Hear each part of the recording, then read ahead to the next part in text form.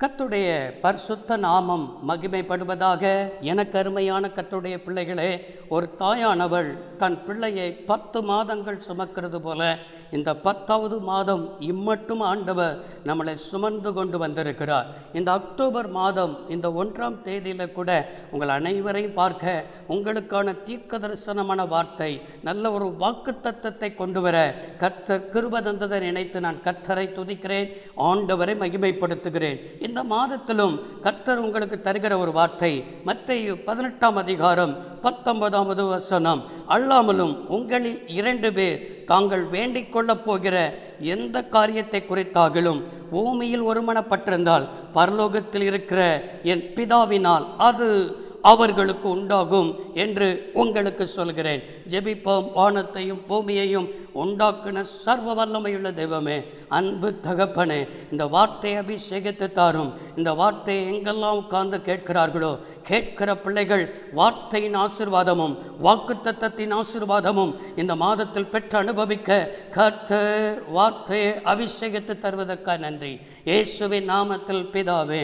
எனக்கு அருமையான கர்த்தருடைய பிள்ளைகளே, இந்த மாதத்தில் உங்களை நோக்கி கடந்து வருகிற தேவனுடைய வார்த்தை என்ன என்றால், அது அவர்களுக்கு உண்டாகும். எது அவர்களுக்கு உண்டாகும் என்று சொல்லி ஒரு கேள்வி கேட்க வேண்டுமென்றால், ஜெபத்தில் நீங்கள் எவைகளெல்லாம் வேண்டிக் கொள்கிறீர்களோ அது பரலோகத்தில் இருக்கிற என் பிதாவினால் அவர்களுக்கு உண்டாகும். கடந்த 9 மாதங்கள் உங்களுடைய வாழ்க்கையில் ஜெபம் பண்ணி உங்களுடைய வாழ்க்கையில் பதில் வராமல் இருக்கிறதா? எத்தனையோ உபவாசம் பண்ணியும் கூட எல்லாம் காலதாமதமாய் கொண்டிருக்கிறதா?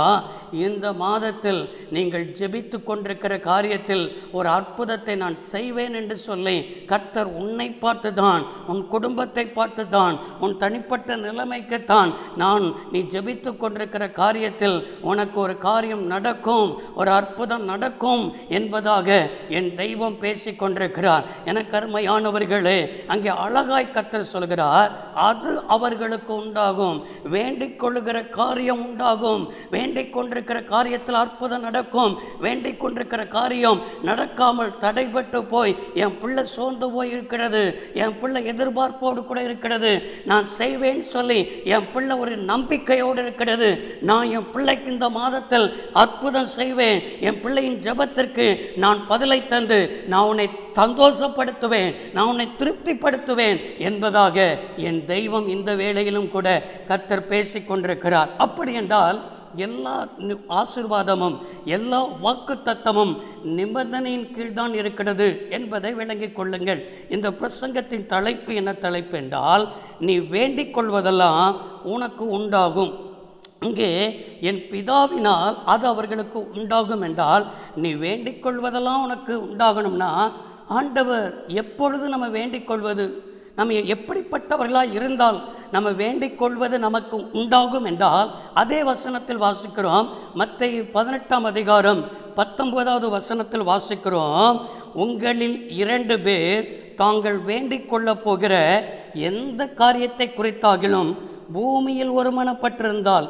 எனக்கு அருமையான தேவனுடைய பிள்ளைகளே, நாம் ஒருமனப்பட்டிருக்கும் பொழுது நாம் வேண்டிக் கொள்ளுகிற காரியம் நமக்கு உண்டாகும் என்று ஆண்டவர் பேசிக்கொண்டிருக்கிறார். இன்றைக்கு நம்முடைய குடும்பத்தில் கணவன் மனைவியாக ஆண்டவர் வைத்திருக்கிறார். கணவன் மனைவியாக ஒருமனப்பட்டு ஜெபிக்கிற அனுபவம் இருக்கிறதா? அநேக குடும்பத்தில் கணவன் மனைவியாக கரம் கோர்த்து ஜெபிக்கிறது கிடையாது, ஒருமனப்பட்டு ஜெபிக்கிறது கிடையாது. குடும்பத்தில் முறுமுறுப்பு, உன் ஆவியும் என் ஆவியும் ஒத்து போகாது, நீ தனியாக ஜெபம் பண்ணிக்கா, நான் தனியாக ஜெபம் பண்ணிக்கிறேன் என்று சொல்லி குடும்பத்தில் ஒருமனப்பட்டு ஜெபிக்காதது நிமித்தம்தான் உன் குடும்பத்தில் அநேக காரியங்கள் தடைபட்டு போயிருக்குதுன்னு சொல்லி ஆவியானவர் எச்சரித்து கொண்டிருக்கிறார். கடந்த 9 மாதங்கள் நீ குடும்பத்தில் ஒருமனப்படாமல் இருந்திருக்கலாம். இந்த 10வது மாதத்தில் நீ ஒருமனப்படும் பொழுது, ஒருமனப்பட்டு ஜெபிக்க வேண்டும், ஒருமனப்பட்டு ஆலயத்திற்கு செல்ல வேண்டும், ஒருமனப்பட்டு கர்த்தருக்கென்று கொடுக்க வேண்டும், ஒருமனப்பட்டு எந்த ஒரு காரியத்தையும் செய்ய பழகி கொள்ளணும். அதே போல திருமணமாகாத சகோதர சகோதரிகள் இருப்பீர்கள் என்று சொன்னால், உங்கள் பெற்றோரோடு கூட ஒருமனப்பட்டு குடும்பத்தோடு கூட ஒருமனப்பட்டு ஜெபிக்கிற பழக்கம் இருக்கணும். 2 பேர் 3 பேர் தாங்கள் வேண்டிக் கொள்கிற எந்த ஒரு காரியத்தை குறித்தாகிலும் ஒருமனப்பட்டிருந்தால்தான் பரலோக பரலோகத்தில் இருக்கிற என் பிதாவினால் உங்களுக்கு உண்டாகும். நம்ம பெற்றோரோடு ஒருமனப்பட மாட்டேங்கிறோமே. பெற்றோரை பார்த்து சொல்கிறோம், எங்கள் பெற்றோருக்கெல்லாம் ஒன்றும் தெரியாது, எங்கள் பெற்றோருக்கெல்லாம் ஒன்றுமே தெரியாமல் அவங்களுக்கு இருக்கிறாங்க என்று சொல்லி நம்ம பெற்றோரை குறை சொல்கிறோமே, நம்முடைய தாய் தகப்பனை குறை சொல்கிறோமே, நம்முடைய உடன் பிறந்தவர்களை குறை சொல்கிறோமே, ஒருமனப்பட மாட்டேங்கிறோமே. ஒருமனப்படாமல் இருக்கிறது நிமித்தம்தான் இன்றைக்கு வேண்டிக் கொள்வதற்கு ஆண்டவர் தடை செய்து கொண்டிருக்கிறார் என்பதை தான் நீங்கள் விளங்கிக் கொள்ள வேண்டும். என கருமையானவர்களே, இன்றைக்கு உங்களை ஒப்பு கொடுப்பீர்களா? இரண்டாவது, நாம் வேண்டிக் கொள்வது நமக்கு உண்டாக வேண்டும் என்றால் நன்றாக விளங்கிக் கொள்ளணும். மத்தேயு 18ஆம் அதிகாரம் 21வது வசனத்தில் வாசிக்கிறோம், பேதுரு அவரிடத்தில் வந்து, ஆண்டவரே, என் சகோதரன் எனக்கு விரோதமாய் குற்றம் செய்து வந்தால் அவனை நான் எத்தனை தரம் மன்னிக்க வேண்டும்? 7 தரம் மட்டுமா என்று கேட்டான். அதற்கு இயேசு சொன்ன ஒரு வார்த்தை, 7 தரம் மட்டுமல்ல, 70 தரமும் உனக்கு சொல்லுகிறேன் என்று சொல்லி அங்கே பேதுருவிடத்தில் சொல்லுகிறார். எத்தனை முறை மன்னிக்கணும் ஆண்டவரே? இன்னைக்கு நிறைய ஜெபம் பண்ணுறவர்கள் இருப்பார்கள், ஆலயத்துக்கு போகிறவர்கள் இருப்பார்கள், வேதத்தை வாசிக்கிறவர்கள் இருப்பார்கள். ஆனால் உடன் பிறந்தவருடைய தப்பிதங்களை மன்னிக்க மாட்டோமே. நம்முடைய குடும்பத்தில் தாய் தகப்பனுடைய தப்பிதங்களை மன்னிக்க மாட்டோமே. கணவன் மனைவிக்குள்ள நடக்கிற சின்ன சின்ன காரியத்தை கூட நம்ம மன்னிக்க மாட்டோமே. நம்ம மன்னிக்காமல் நம்ம போகிற திருச்சபையில் கூட நம்ம இன்னசன கூட ஆராதிக்கிறவருடைய காரியத்தை மன்னிக்க மாட்டோமே. போதகரை கூட நம்ம கசப்பு உணர்ச்சியோடு தான் நம்ம பார்க்கிற நிலைமையில் காணப்படுகிறது. இப்படிப்பட்டதான மன்னிக்காம வைராக்கியமா நீ ஜெபிக்கிற ஜெபமெல்லாம் கர்த்தருடைய பார்வையில் அருவருப்பானது என்பதை விளங்கிக் கொள்ளணும். ஆண்டவர் பேதுருவிட்ட சொல்கிறார், 7-70 தரம். அப்படின்னா என்னது? 490 முறையா? கணக்கு போட்டு தான் மன்னிக்கணுமா? அப்படி ஆண்டவர் பேதுருவுக்கு கற்றுக் கொடுக்கவில்லை. எல்லையே இல்லாமல் நம்ம மன்னிக்கணும். கிறிஸ்துவங்களை மன்னித்தது போல நீங்களும் பிறரை மன்னிக்க கற்றுக்கொள்ளணும். நம்முடைய ஆண்டவர் என்ன செய்தார்னா, கணக்கு பார்த்தா மன்னிச்சாரு. கணக்கே இல்லாமல் தானே நம்மளை மன்னிச்சாரு. எத்தனையோ பாவங்களை மன்னிச்சாரு, அக்கிரமங்களை மன்னிச்சாரு, மீறுதலை மன்னிச்சாரு. நம்ம பிறரை மன்னிக்காமல் நம்ம ஜெபித்து கொண்டிருக்கிறோம். நம்முடைய ஜெபத்திற்கு பதில் வராமல் இருக்கிறது. இந்த மாதத்தில் நாம் என்ன செய்ய வேண்டும் என்று சொன்னால், கிறிஸ்து நம்மளை மன்னித்தது போல நாமும் பிறரை மன்னிக்கிறவர்களாக இருக்க வேண்டும். நாம் எப்பொழுது பிறரை மன்னிக்கிறோமோ அப்பொழுதுதான், நன்றாக விளங்கிக் கொள்ளணும், அப்பொழுதுதான் உங்கள் ஜெபத்திற்கு பதில் வரும்னு சொல்லி ஆண்டவர் என்ன செய்கிறார்?